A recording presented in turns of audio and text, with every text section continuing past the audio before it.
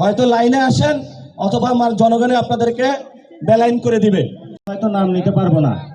আজকে এনসিপিও নাই, জামাতও নাই, বিএনপিও নাই, আমাদের সবার একটা পার্টি, সেটার নাম হলো ইফতার পার্টি।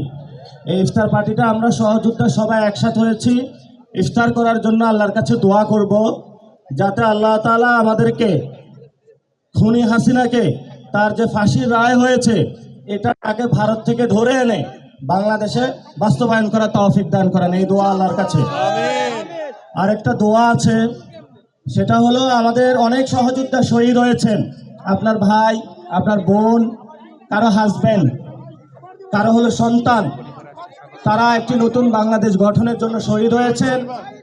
এবং আমাদের শহীদ ওসমান হাদি ভাই শহীদ হয়েছেন। আল্লাহ তাআলা 47, 71, 90, 24 এবং শহীদ ওসমান হাদি ভাই সহ যারা বাংলাদেশের সার্বভৌমত্ব শাপলা যারা শহীদ হয়েছেন ইসলামের জন্য, তাদের সবাইকে আল্লাহ তাআলা জান্নাতের উচ্চ মাকাম স্থান দান করুক।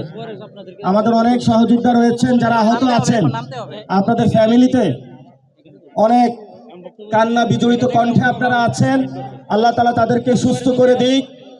এবং যারা শহীদ হয়েছেন, আহত হয়েছেন, আপনারা রাজপথে আন্দোলন করেছিলেন, সেটা শুধু শেখ হাসিনার বিরুদ্ধে নয়, বাংলাদেশে ফেসিস্ট যে সিস্টেম আছে সেটার বিরুদ্ধে। ফলে তো আমাদের সিস্টেম পরিবর্তন করতে হবে। যেই সিস্টেম চাঁদাবাজিকে প্রশ্রয় দেয়, সন্ত্রাসীকে প্রশ্রয় দেয়, দুর্নীতিকে প্রশ্রয় দেয়, কাউকে খুব রাজা বা রানী বানায় দেয়, বাংলাদেশের জনগণ থেকে অনেক উপরে উঠায় দেয়, তখন তারা বলে আল্লাহর নিচে জমিনের উপরে নাকি সে ছাড়া আর কেউ নাই, নাউজুবিল্লাহ। এই ধরনের মানুষকে মন মানসিকতা পরিবর্তন করার জন্য আল্লাহ তাআলা আমাদেরকে সংস্কারের যে সভা রয়েছে সেটা বাস্তবায়ন করার তৌফিক দান করুক। এবং বাংলাদেশের জনগণের দীর্ঘদিনের লালিত আকাঙ্ক্ষা যে সংস্কার কর্মসূচি, নতুন সংবিধান, সেটা বাংলাদেশে আমাদেরকে গঠন করার তৌফিক দান করুক। আপনাদের অনেক আত্মীয় স্বজন আছেন যারা অসুস্থ আছেন, এবং আপনাদের অনেকেই আছেন যারা ডিসিপ্লিন লাইফ লিড করেন না। আল্লাহ তাআলা আমাদেরকে ডিসিপ্লিন লাইফ, যারা রাজনীতি করে তাদের ঘুম কখন, খাওয়া কখন, বাসায় কখন, কোনো কিছু ঠিক ঠিকানা থাকে না। এজন্য আমাদেরকে আল্লাহ তাআলা ডিসিপ্লিন লাইফ চালানোর তৌফিক দান করুক। আপনাদের অনেক আত্মীয় স্বজন অসুস্থ আছেন, আমাদের বাংলাদেশের হসপিটাল সিস্টেমটা ভালো না। হসপিটালে গেলে আপনার পকেটের টাকা কাইটা রাইখা দেয়, অনেকে দুঃখে কষ্টে আছেন, বাচ্চারা পড়াশোনা করাইছেন ইউনিভার্সিটিতে, এখন সে চাকরির জন্য যাবে, সেটা হলো আপনি কি বিএনপি নাকি জামাত নাকি এনসিপি, এইসব সিস্টেমের মধ্যে চলে যায়। তার যে মেধা সেটা অনুযায়ী তাকে চাকরি দেওয়া হয় না। অনেক মা বোনেরা রয়েছেন অনেক কষ্টে আছেন, বিশেষত ইদানিং আমার সাথে অনেকে যোগাযোগ করেছেন যারা হলো সমাজে উইডো, বিধবা, স্বামী মারা গিয়েছে, বাপের বাড়িতেও জায়গা নাই, শ্বশুর বাড়িতেও জায়গা নেই, বাচ্চা কাচ্চা নিয়ে অনেক কষ্টে আছেন। আল্লাহ তাআলা সবাইকে সুস্থ করে দিক। বিশেষত বর্ষিয়ান রাজনীতিবিদ জনাব আব্বাস উদ্দিন সাহেব, মির্জা আব্বাস সাহেব, উনি অনেক অসুস্থ, হসপিটালে ভর্তি আছেন, ওনার অস্ত্রোপচার হবে। আমরা ইফতারের আগ মুহূর্তে আল্লাহ তাআলার কাছে দোয়া করি যাতে আল্লাহ তাআলা তাকে সুস্থতা এবং নেক হায়াত দারাজ করুক, যাতে উনি বাংলাদেশের মানুষের খেদমত করতে পারে এবং সংস্কার থেকে শুরু করে বাংলাদেশের মানুষের যে জন আকাঙ্ক্ষাগুলো রয়েছে সেগুলো বাস্তবায়ন করতে পারে। প্রত্যেকটা অসুস্থ মানুষের জন্যই আমরা দোয়া করি এবং যাতে ভালো থাকে সবাই। আপনারা দীর্ঘদিন ধরে এখানে যারা কাজ করছেন, আপনারা অনেক কষ্ট করছেন, আল্লাহ তাআলা সবাই আপনাদেরকে কবুল করুক। জামায়াত ইসলামী, বিএনপির অনেক নেতৃবৃন্দ এখানে উপস্থিত হয়েছেন। আমরা একটি নতুন বাংলাদেশ গড়তে চাই এবং এখানে সাংবাদিক ভাইরা উপস্থিত হয়েছেন, কারো মোবাইল কেড়ে নিয়ে যাইতেছে, কারো নিউজ পাবলিশ করতে যায় না। আমরা ময়মনসিংহে যাইনি, এখানে বালু উত্তোলন নিয়ে বিশাল চাঁদাবাজি হয়, বাস স্ট্যান্ডে চাঁদাবাজি হয়, অনেক ঝামেলা ময়মনসিংহে।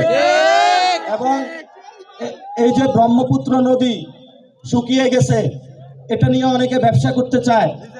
এবং আমি আপনাদের ময়মনসিংহে যে সদর আসছিল সেখানে দেখলাম ট্রাফিক জ্যাম, খুবই বাজে অবস্থা। এটা একটা বিভাগীয় শহর, কোনো গুছানো কোনো কিছু নাই।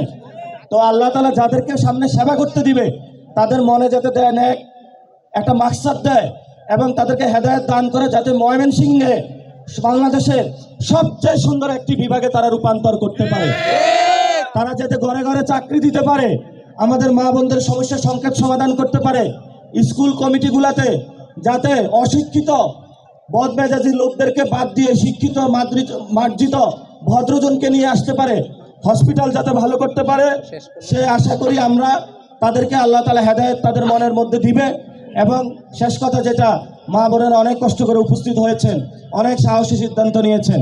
আমরা আপনাদের থেকে জন্মগ্রহণ করেছি, আর মৃত্যু আমরা আপনাদের কাছে ঋণী। আপনাদের এই অবদান কখনো আমরা ভুলতে পারবো না। আর শহীদ ফ্যামিলি যারা এসেছেন তাদের বাসায় আপনারা যাইবেন, অনেকে সন্তান হারিয়ে ফেলেছেন, আপনি তার সন্তান, আমরা আপনাদের পাশে আছি। ইনশাআল্লাহ বাংলাদেশে খুনি হাসিনাকে আমরা ফাঁসিতে লটকায় ছাড়বো ইনশাআল্লাহ, এটাতে কোনো হেরফের হবে না। আমাদের সাহসী নেতা নাহিদ ইসলাম চুপ্পু গতকালকে ভাষণ দিয়েছে, প্রতিবাদ করেছেন, হাসনাত আব্দুল্লাহ প্রতিবাদ করেছেন, আমরা কোথাও আপোষ করব না। অনেকে বলে সংসদে নাকি প্ল্যাকার্ড ঝুলানো যাবে না, সংসদে কি চুপ্পুকে ঝুলাইছেন, ওইটা কি ভালো কাজ ছিল? এই জন্য বলবো কোথাও কোনো ফ্যাসিস্টের সাথে আমরা আপোষ করব না। হয়তো লাইনে আসেন অথবা আমার জনগণে আপনাদেরকে বেলাইন করে দিবে। এজন্য সকলকে ধন্যবাদ। আজকে যারা উপস্থিত হয়েছেন, সংগ্রাম চলবে, লড়াই চলবে।